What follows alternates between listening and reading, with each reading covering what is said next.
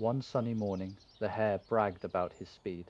一个阳光明媚的早晨，野兔吹嘘自己的速度。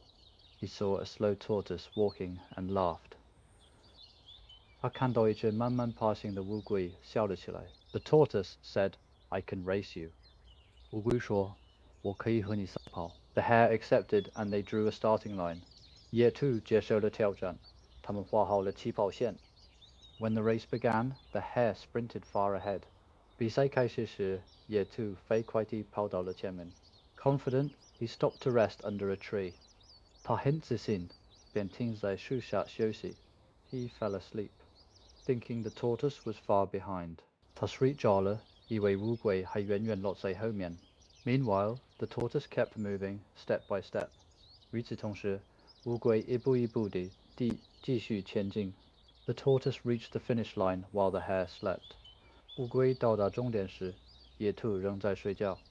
All the animals cheered. Slow and steady wins the race.